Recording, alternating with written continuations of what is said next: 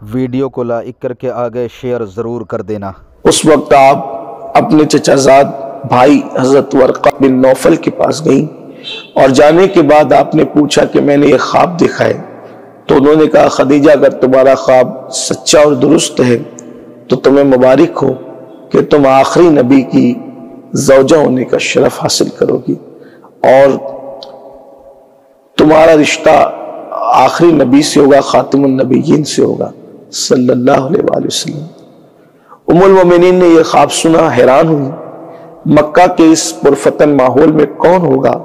جو آخری نبی ہو اور جس میں نبوت والی صفات ہوں۔ یہ تجسس ہی تھا کہ خدا کا کرنا، اسی تجسس اور تلاش و بسیار میں کہ آخر اس زمین پر کون ہے جو اس شان کا مالک ہے کہ جس کے سر پر ختم نبوت کا تاج سجنا ہے۔ ام المومنین تجارت کے معاملات کو لے کے کچھ پریشان سی ہوئی۔ اسی پریشانی کے عالم میں چونکہ آپ کا مال تجارت مشرکین، عیسائی، یہودی الگ الگ تاجروں کے ہاتھ میں تھا اور عورت ہونے کی وجہ سے، خاتون ہونے کی وجہ سے کہیں نہ کہیں آپ بے بس بظاہر ان معاملات میں تھی، تجارت کے معاملات میں، اور شام، یمن، دوسرے ممالک تک آپ کا مال تجارت جاتا تھا۔ ایسے میں آپ نے جو ہے وہ حضرت ابو طالب سے اس بات کا تذکرہ کیا کہ لوگ میرے ساتھ دھوکہ کرتے ہیں اور اس طرح کے معاملات ہیں، اگر میری اس معاملے میں مدد کی جائے تو بہت آپ کا احسان ہوگا۔ تو ہمارے آقا صلی اللہ علیہ وآلہ وسلم کے چچا جان نے آقا کریم صلی اللہ علیہ وآلہ وسلم سے فرمایا کہ میری خواہش ہے کہ آپ خدیجہ کا مال تجارت لے جائیں تاکہ ہمارا بھی معاملہ معاشی طور پر کچھ مضبوط ہو اور خدیجہ کی بھی مدد ہو جائے۔ اللہ کے رسول علیہ السلام نے حامی بھر لی اور آقا کریم صلی اللہ علیہ وآلہ وسلم معاملے کو طے کرنے کے لیے ام المومنین کے گھر تشریف لے گئے۔ معاملات طے ہوئے۔ خدیجۃ الکبریٰ نے حضور اکرم صلی اللہ علیہ وآلہ وسلم کو دیکھا۔ دیکھنے کے بعد ایک جہاں دیدہ، دانشور اور بڑی ذہین خاتون تھی۔ دیکھ کر ہی آپ کو اندازہ ہوا کہ حضور اکرم صلی اللہ علیہ وآلہ وسلم کی شخصیت کیا ہے۔ جب آپ تشریف لے گئے تو آپ نے اپنے غلام میسرہ سے کہا کہ میسرہ، میں ہر مرتبہ تمہیں کہتی تھی کہ تم مال تجارت پر توجہ دینا، لیکن اب میں تمہیں کہتی ہوں کہ تمہیں مال پر اس بار توجہ دینے کی ضرورت نہیں، بلکہ تمہیں محمد عربی صلی اللہ علیہ وآلہ وسلم پر توجہ دینا ہے۔ اور پھر پورے سفر میں میسرہ حضور علیہ الصلوۃ والتسلیم کی ایک ایک اداؤں پر نظر رکھتا، اور جب وہ ساری اداؤں پر نظر رکھتا اور پھر اس نے آ کر کے وہ ساری باتیں بتائی حضور اکرم صلی اللہ علیہ وآلہ وسلم کے متعلق، تو ام المومنین سیدہ خدیجہ نے ان ساری باتوں کو سننے کے بعد، جیسا کہ پورے سفر میں لباس کا میلہ نہ ہونا، اسی طرح سے درختوں کی ٹہنیوں کا بڑھ کر آپ پر سایہ کرنا، بادل پر کا سایہ کرنا، بدن پر مکھی کا نہ بیٹھنا، پسینے اقدس سے مشک کی خوشبو آنا، اس طرح سے ایک ایسے درخت کے نیچے قیام فرمانا جہاں کے متعلق یہ اہل کتاب کا نظریہ ہو کہ اس درخت کے نیچے سوائے پیغمبر کے کوئی قیام نہیں کر سکتا۔ اس طرح کی بہت ساری باتیں جو ہیں وہ انہوں نے میسرہ کی زبانی سنی اور سننے کے بعد دل سے گرویدہ ہو گئی، دل میں بے پناہ محبت، احترام اور الفت۔ ہر مرتبہ جتنا منافع کا معاملہ رہتا تھا اس سے کئی درجہ زیادہ منافع کا آنا۔ اب وہ یہ ساری باتیں سن کر سیدہ خدیجہ اپنے چچا زاد بھائی جو توریت اور زبور کے بڑے عالم تھے ان کے پاس گئیں، اور جانے کے بعد جو ہے یہ ساری چیزیں بتائی، اور بتانے کے بعد پھر کہا کہ اس بارے میں آپ کیا کہتے ہیں جس میں یہ ساری صفات ہو۔ تو اس وقت حضرت ورقہ بن نوفل نے کہا چونکہ ان آسمانی کتب کے مطابق آثار تو یہی بتاتے ہیں کہ آخری نبی کے ظہور کا زمانہ قریب سے قریب تر ہے، یہ صفات جو آپ مجھے بتا رہی ہیں اگر یہی صفات ان میں موجود ہیں تو یقیناً وہ اس امت کے آخری نبی ہیں۔ اور پھر ام المومنین سیدہ خدیجۃ الکبریٰ رضی اللہ تعالی عنہا نے اپنی بڑی رازدار اور قریبی سہیلی جناب نفیسہ سے کہا کہ آپ ان سے جا کر گفتگو کریں کہ وہ میرے ساتھ نکاح کریں۔ اللہ کے رسول علیہ السلام کو نکاح کا پیغام خود ام المومنین سیدہ خدیجۃ الکبریٰ کی طرف سے دیا گیا۔ یہ خاص بات ہے، اتنی عظیم خاتون کہ مکۃ المکرمہ کے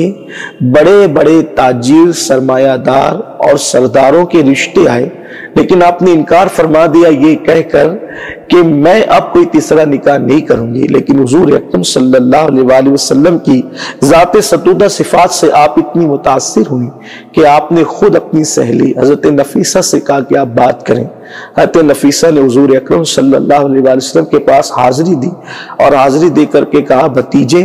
آپ نکاح کیوں نہیں کر لیتے؟ تو اللہ کے رسول علیہ السلام نے ارشاد فرمایا کہ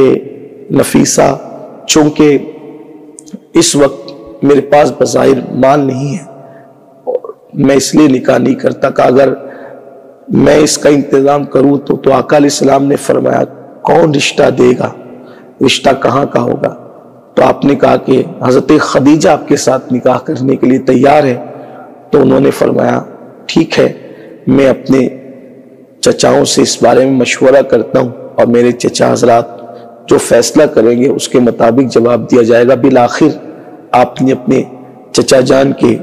مشورے سے جو ہے وہ نکاح کو طے فرمایا۔ اس طرح ملک شام کے سفر سے واپسی کے بعد تقریباً 2 ماہ اور 25 دن کے بعد اللہ کے رسول علیہ السلام کا نکاح ام المومنین سیدہ خدیجۃ الکبریٰ رضی اللہ تعالیٰ عنہ کے ساتھ ہوا۔ اور اس طرح پہلی مرتبہ حضور اکرم صلی اللہ علیہ وآلہ وسلم کے حرم میں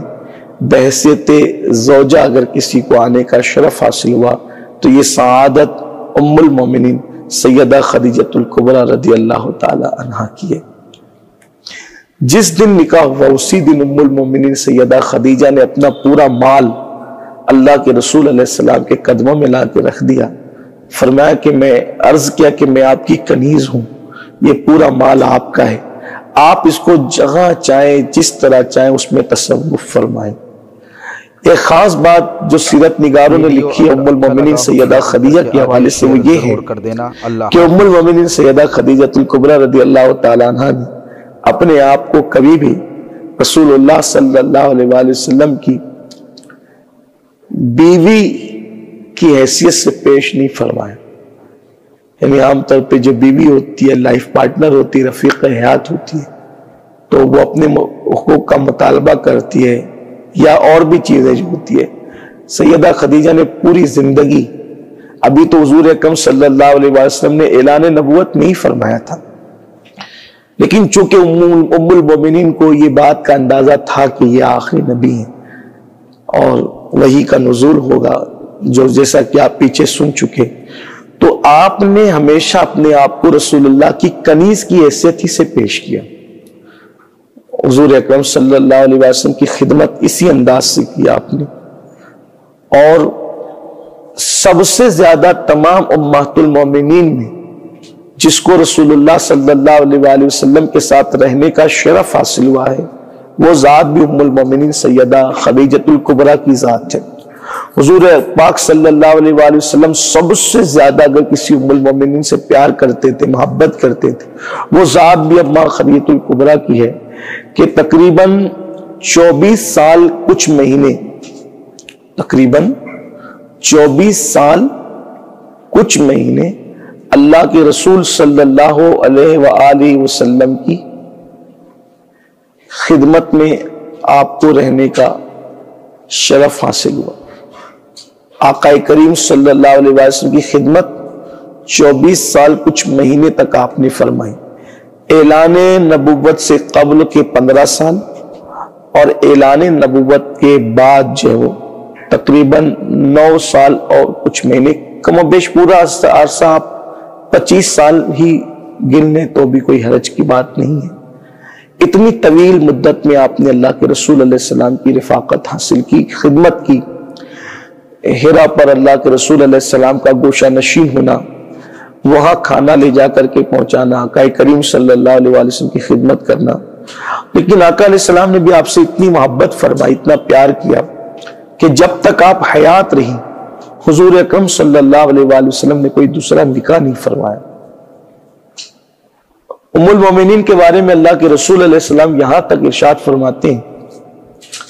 کہ جب کفار تانا دیتے تھے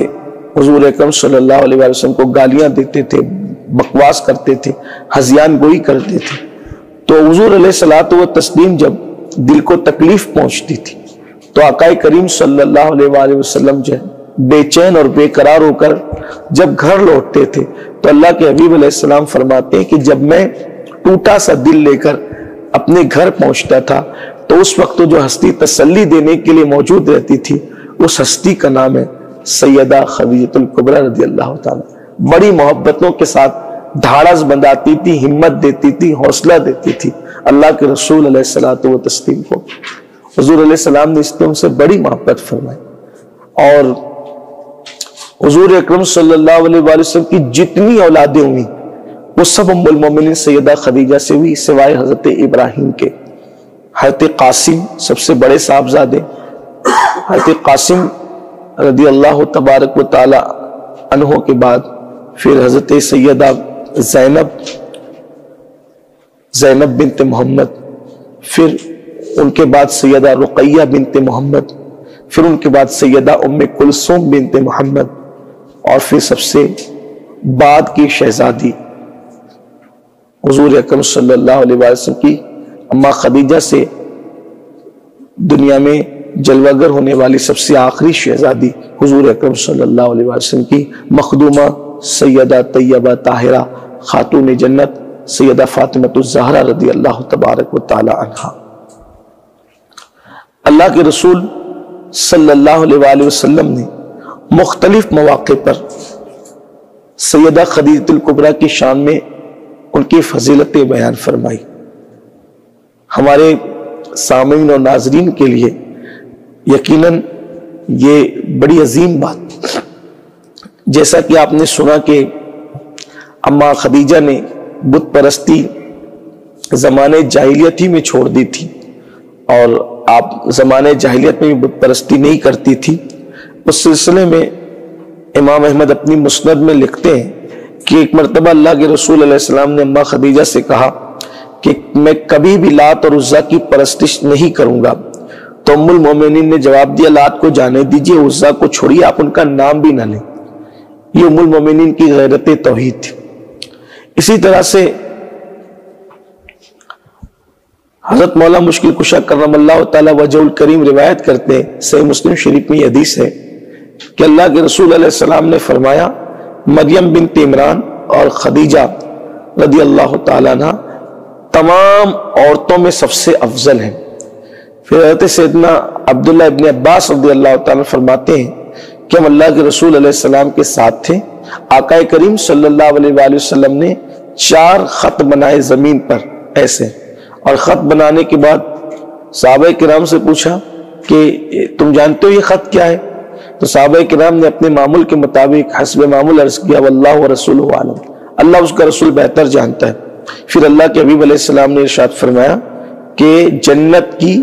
یہ 4 عورتیں جو سب سے افضل ہیں، number 1 Khadija, number 2 Fatima, number 3 مریم بنت عمران، نمبر 4 آسیہ جو فرعون کی بیوی ہے. ایک مرتبہ حضرت سیدنا جبریل علیہ السلام ہمارے آقا و مولا خاتم النبیین غیب دا نبی صلی اللہ علیہ وآلہ وسلم کی بارگاہ میں حاضر ہوئے. اس وقت ام المومنین سالن کا پیالہ لے کر حضور علیہ السلام کی بارگاہ میں حاضر ہو رہی تھی. ان کے ہاتھ میں سالن کا پیالہ تھا اور آقا کریم صلی اللہ علیہ وآلہ وسلم جلوہ گر تھے دسترخوان پر. ام المومنین وہ لے کر آ رہی تھی. آقا کریم صلی اللہ علیہ وآلہ وسلم فرماتے ہیں ان کے آنے میں حضرت جبریل اس درمیان میں تشریف لائے اور عرض کیا کہ یا رسول اللہ صلی اللہ علیہ وآلہ وسلم خدیجہ آ رہی ہیں اور اللہ نے ان کو سلام کہا ہے، اللہ کی طرف سے خدیجہ کو سلام. حضور علیہ السلام کی کسی مقدس زوجہ پاک کو یہ شرف، یا دنیا میں کسی عورت کو یہ شرف نہیں ملا کہ اللہ نے اسے سلام بھیجا ہو. یہ شرف، یہ خصوصیت، یہ خاصیت صرف اور صرف ام المومنین اماں خدیجہ کے مقدر میں ہے۔ اللہ کی شان ہے، اللہ جس کو جو چاہے عطا کرے۔ جیسے حضور کی تمام پاک ازواج میں صرف ام المومنین سیدہ عائشہ صدیقہ وہ خاتون ہے جس کے بستر پہ قرآن نازل ہوا، یہ شرف کسی ام المومنین کو نہیں۔ اس طرح سے سب کی خصوصیات الگ الگ، حضور کے صدقے میں اللہ نے سب کو الگ الگ نعمتوں سے، برکتوں سے، فضائل اور خصائص سے نوازا ہے۔ تو ام المومنین سیدہ خدیجۃ الکبریٰ کی شان یہ ہے کہ اللہ نے انہیں عرش سے سلام ان پر نازل فرمایا، اور جبریل امین نے عرض کیا کہ یا رسول اللہ، خدیجہ کو آپ اللہ کی طرف سے، ان کے رب کی طرف سے سلام کہیے، اور میری طرف سے بھی ان کو سلام پیش کیجیے، اور انہیں جنت میں ایسے گھر کی خوشخبری سنائیں جو کھوکھلے موتیوں کا بنا ہوا ہے، جس میں نہ کسی قسم کا شور ہوگا، نہ کوئی تکان ہوگی۔ جب یہ بات ام المومنین سیدہ خدیجہ کو ہمارے آقا صلی اللہ علیہ وآلہ وسلم نے سنایا، جبریل امین کا پیغام، تو آپ نے جواب دیا اللہ ہی سلام ہے، یعنی اس کا نام سلام ہے، اس نے سب کو سلامت رکھا ہے اور ساری سلامتی اسی کی طرف سے، تو اللہ ہی سلام ہے اور اسی کی طرف سلامتی ہے، اور جبریل پر بھی سلام ہو۔ یہ وہ شرف ہے، آپ کو دنیائی میں جنت کی بشارت بھی دی گئی۔ پھر ام المومنین سیدہ خدیجۃ الکبریٰ رضی اللہ تعالیٰ عنہ کی شان یہ ہے کہ اماں عائشہ صدیقہ رضی اللہ تعالیٰ عنہ فرماتی ہیں کہ حضور اکرم صلی اللہ علیہ وآلہ وسلم ان کے وصال کے بعد بھی ان کا ذکر اتنا کثرت سے کرتے تھے، اتنا کثرت سے کرتے تھے کہ ان کا ذکر کرتے ہوئے کبھی اللہ کے رسول علیہ السلام تھکتے ہی نہ تھے۔ تو مجھے کبھی کبھی رشک آ جاتا تھا، میں غیرت کرنے لگتی تھی۔ اسی غیرت اور رشک کی کیفیت میں میں نے اللہ کے رسول علیہ السلام کو ایک مرتبہ عرض کیا کہ یا رسول اللہ صلی اللہ علیہ وآلہ وسلم، آپ ایک سرخ گالوں والی بڑھیا کا تذکرہ بار بار کرتے ہیں، جبکہ اللہ نے مجھ جیسی خوبصورت بیوی خدیجہ کے بدل میں آپ کو دے دیے، پھر بھی آپ اس کا ذکر کرتے ہیں۔ تو اس وقت تو میرے آقا علیہ السلام نے جب یہ سنا تو اتنا سخت میرے آقا کریم صلی اللہ علیہ وآلہ وسلم غضبناک ہوئے، اور جلال کی وہ کیفیت تھی کہ ام المومنین سیدہ عائشہ فرماتی ہے کہ میری ہمت جواب دے گئی، اور میں پریشان سی ہو گئی کہ میں سوچنے لگی کہ کہیں میری مذمت میں کہیں آسمان سے کوئی حکم نہ نازل ہو جائے۔ تو میں نے اللہ کی بارگاہ میں عرض کیا مولا، اگر آج تو نے اپنے محبوب کا غصہ دور کر دیا تو میں وعدہ کرتی ہوں کہ جب تک میں حیات رہوں گی کبھی خدیجہ کا ذکر برائی کے ساتھ نہیں کروں گی۔ اللہ کے رسول علیہ السلام نے جلال کی کیفیت میں فرمایا عائشہ تم نے یہ کیسے کہہ دیا کہ خدیجہ کا کوئی بدل ہے؟ پھر میرے آقا علیہ السلام فرماتے اللہ کی قسم خدیجہ اس خاتون کا نام ہے کہ جب سب نے مجھے جھٹلایا تو وہ مجھ پر ایمان لائی، انہوں نے میری تصدیق کی۔ جب محروم مجھے کیا گیا، میرے آقا علیہ السلام فرماتے جب مجھے محروم کیا گیا تو خدیجہ نے اپنے مال سے میری مدد کی۔ جب لوگوں نے مجھے صدمے دیے، میرے دل دکھائے، تو خدیجہ نے تسلیاں دی، مجھے تسلی دی۔ اور پھر میرے آقا علیہ السلام فرماتے ہیں کہ اللہ نے تمام میری اولادیں خدیجہ کے بطن سے عطا کی۔ اور پھر آقا علیہ السلام نے فرمایا وہ حضور علیہ السلام کی شان ہے، ہم اس میں کیا کہے، اس کو نقل کرتے ہوئے کلیجہ منہ کو آتا ہے۔ آقا فرماتے ہیں اللہ نے عائشہ ساری میری اولادیں خدیجہ سے دی جس سے تم محروم ہو۔ یہ آقا کریم صلی اللہ علیہ وآلہ وسلم نے فرمایا۔ ام المومنین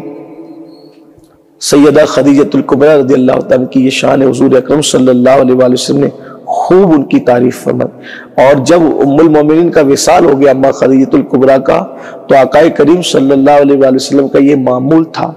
کہ جب تک گھر سے نہیں نکلتے تھے اس وقت تک، جب تک بہت دیر تک آپ کے لیے استغفار نہ کرتے، دعائے مغفرت نہ کرتے۔ روز کا معمول بن گیا تھا آپ کے وصال کے بعد کہ جب تک کہ ان کا ذکر نہ کرتے، استغفار نہ کرتے، اس وقت تک کہ آپ گھر سے نہیں نکلتے۔ اور جب واپس کام کر کے گھر لوٹتے، اپنے کاموں سے فارغ ہو کر، تو بھی گھر لوٹ کر پہلا کام جو کرتے وہ اماں خدیجۃ الکبریٰ کے لیے استغفار کرنا، ان کے لیے مغفرت کی دعائیں کرنا، ان کا ذکر خیر کرنا۔ بلکہ ام المومنین سیدہ خدیجۃ الکبریٰ سے اتنی محبت تھی کہ آقا کریم صلی اللہ علیہ وآلہ وسلم کے گھر میں جب کبھی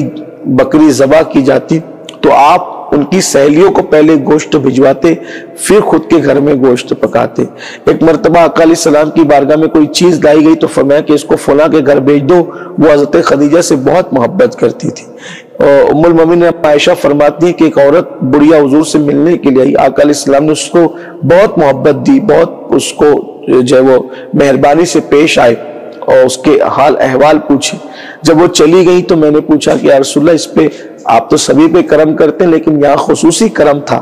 اس بڑھیا پر کیا خاص بات تھی؟ تو فرمایا یہ خدیجہ کی سہیلی ہے اور یہ خدیجہ سے بہت محبت کرتی تھی، اور خدیجہ کی ظاہری حیات میں یہ ملنے آتی تھی تو خدیجہ بھی اس سے محبت کرتی تھی۔ یعنی آپ اندازہ کریں جو سیدہ خدیجہ سے محبت کرتا تھا، آقا علیہ السلام بھی اس سے بے پناہ محبت فرماتے تھے،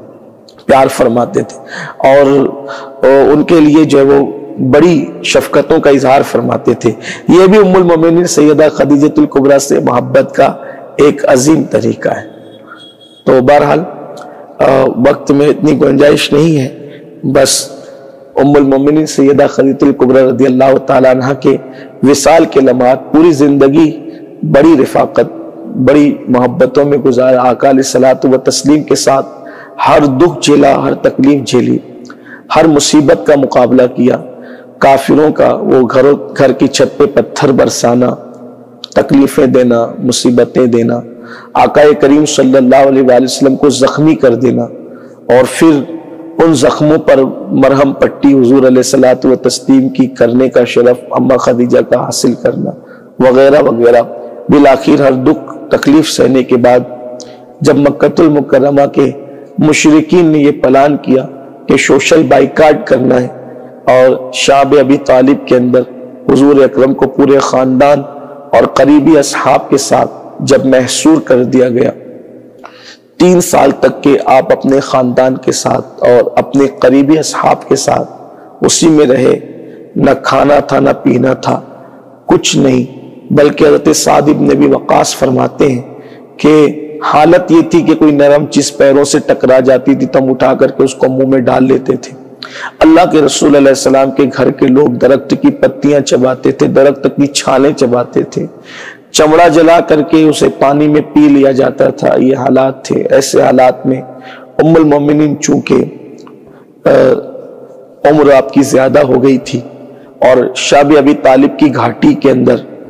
وہ سردیاں، گرمیاں، وہ برسات، 3 سال میں کیا نہیں آیا ہوگا، اوپر کوئی چھت نہیں، کوئی سائبان نہیں، اور 3 سال کی وہ تکلیف، وہ مصیبت۔ ایسے میں سیدہ خدیجہ الکبریٰ نے کی طبیعت پر بڑا اس کا اثر ہوا۔ ایک تو یہ تھا کہ بے پناہ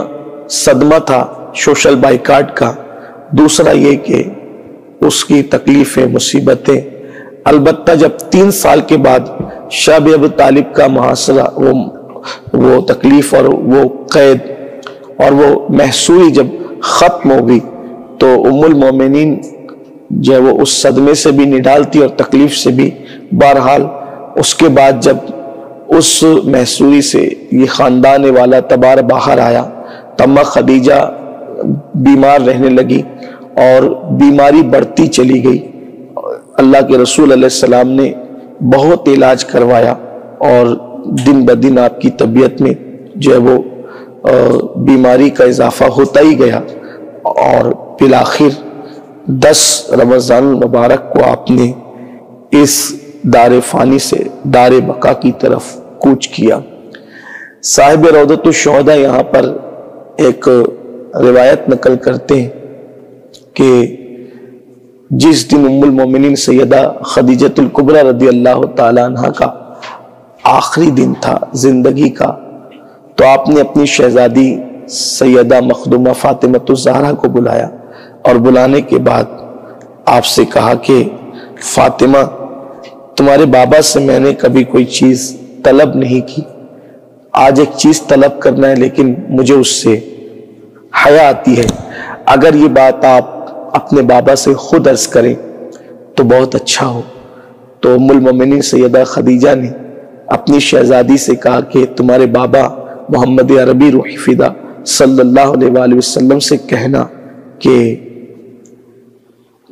سب سے پہلی وحی غار ہرا میں جو نازل ہوئی تھی، اور اس وقت آپ نے جو چادر اوڑھ رکھی تھی، وہ چادر جو ہے میرے کفن کے لیے تمہارے بابا جان عطا کر دیں۔ اسی میں اللہ کے رسول علیہ السلام تشریف لائے، اور آنے کے بعد سیدہ فاطمہ الزہرا نے عرض کی کہ بابا جان، امی آپ سے وہ چادر طلب فرماتی ہیں جو آپ کو پہلی وحی کے وقت آپ کے بدن پر تھی،